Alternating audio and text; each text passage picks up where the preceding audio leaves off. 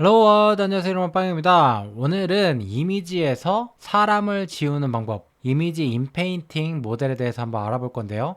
제가 구글링을 하다가 굉장히 좋은 모델을 찾아서 여러분들한테 소개해 드리려고 합니다. 성능이 굉장히 좋은데 지금 보시는 것처럼 맨 왼쪽의 사진이 원본 사진이고요. 까만색 붓으로 페인트 브러쉬로 이렇게 까만색 부분, 사람의 거울 부분을 이렇게 지워버렸죠. 결과를 본 것이 바로 맨 오른쪽 사진입니다. 굉장히 결과가 좋게 나오더라고요, 이 모델이. 그래서 이 모델에 대해서 한번 설명해 드리고 어떻게 사용하는지 한번 보도록 하겠습니다. 네, 그래서 이렇게 원본 사진이 있을 때 이 원본 사진에서 지우고 싶은 부분을 마우스로 이렇게 지우고, 이렇게 마우스로 지운 다음에 W 버튼을 누르고 좀만 있으면은 이렇게 맨 오른쪽 그림처럼 이렇게 다 배들이 지워져서 나오죠. 굉장히 신기하죠? 그래서 제가 이걸로 여러 가지 테스트를 한번 해봤습니다. 자, 그래서 지금 강연하고 있는 사람이 있는데 이 강연하고 있는 사람을 지워봤어요. 강연한 사람이 사라졌습니다. 근데 진짜 신기한 거는 여기에 의자가 그대로 생깁니다. 의자가. 이게 너무 신기하더라고요. 그래서 의자가 그대로 생기는데 이 부분이 약간 사람 부분이 약간 이상하긴 하지만 그래도 의자가 생기는 게 너무나 신기했습니다. 그 다음에 이거는 뭐 쉬운 건데 조각상 부분을 좀 지웠죠. 조각상이 사라졌다. 이 사람 꼴보기 싫다 라고 해서 이렇게 딱 지웠더니 쫙 사라졌습니다. 여기서 잡지가 있는데 잡지 보기 싫어 라고 해서 지웠더니 잡지가 사라졌는데요. 근데 여기 약간 어색하긴 하죠. 이 부분이 약간 어색하긴 한데 그래도 이번에는 창문을 한번 지워봤습니다. 창문을 지웠더니 이렇게 나왔고요. 그 다음 제가 남자친구랑 만약 찍은 사진이 있는데 남자친구랑 헤어진 거예요. 지워서 나만의 사진을 만들 수가 있습니다. 네, 이런 것도 양동이랑 그 다음에 여기 있는 그림도 한번 지워봤고요. 이거 순서가 바뀌었네. 이렇게 되죠. 네, 그래서 이 모델은 레이턴트 디퓨전 모델이라고 하는 건데요. 지금 보여드린 이미지 인페인팅, 이미지의 일부를 지우고 채워넣는 그런 기능만 하는 게 아니고 이미지를 직접 생성해 낸다든지 사람을 지우고 건물을 지우고 이런 부분을 할 수가 있고 또 이 슈퍼 레졸루션이라고 하죠.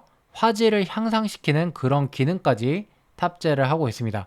그래서 모델의 종류마다 다른데요. 이 세 가지 기능 중에서도 이미지 인페인팅 모델을 사용해 보도록 할게요. 그래서 이 모델은 레이턴트 디퓨전 모델이라고 하는데 네, 디퓨전 모델이 요즘에 성능이 좋기로 유명하죠. 그래서 여기서 논문에서도 성능을 비교하고 있는데 달리랑 VQ 겐이랑 비교를 한 부분이 있네요. 이거 달리 1이죠. VQ 겐이랑 비교를 했을 때 약간 더 선명하고 그 다음에 어색하지 않은 이미지, 자연스러운 이미지를 생성해내는 것을 볼 수 있어요.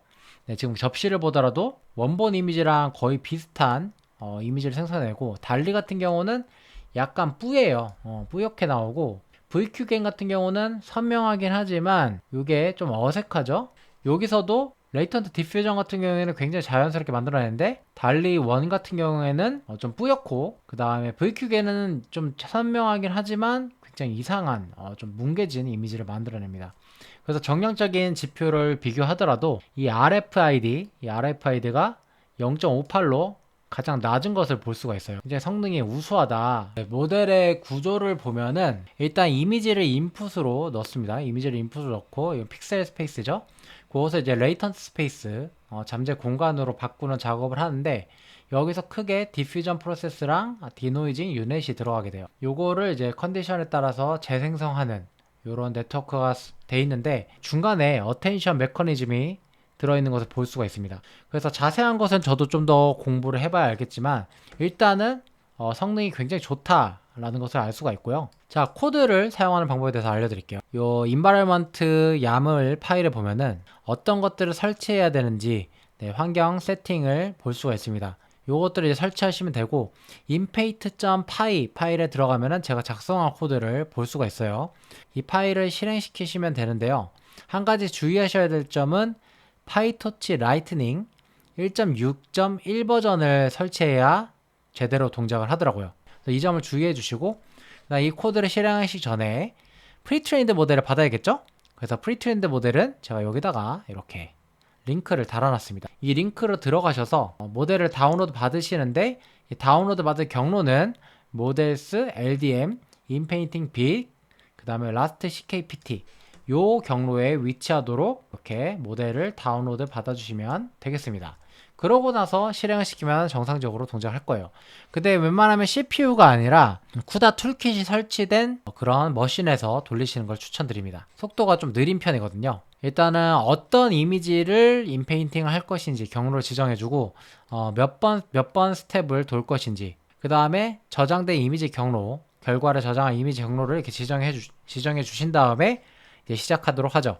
그래서 모델을 일단 로드를 해주고, 네, 모델을 전부 다 이렇게 로드를 해주고, 요 부분은 전처리 부분이에요. 요 부분 전처리 부분인데, 요거 제가 이거 작성한 이유가 뭐냐면은 이미지가 512 사이즈로 들어가야 에러가 나질 않더라고요. 그래서 제가 여기서 이제 센터 크롭을 해가지고 가운데 있는 부분을 이제 크롭하는 거, 세로 512 가로 512로 크롭해가지고 하는 코드를 넣어놨습니다. 그래서 이 부분은 이제 마스크를 오픈CV를 사용해서 마스크를 생성하는 부분이에요.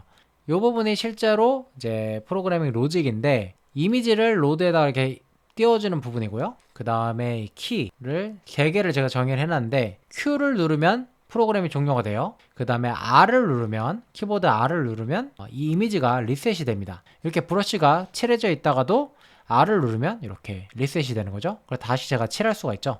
또 R을 누르면 또 리셋이 됩니다. 그 다음에 W, 이 W가 마지막에 이제 인페인트 해라 라는 명령어를 내릴 때 사용해요. 그래서 이 W 안쪽이 가장 중요한 코드겠죠. 이 부분은 전처리라는 코드입니다.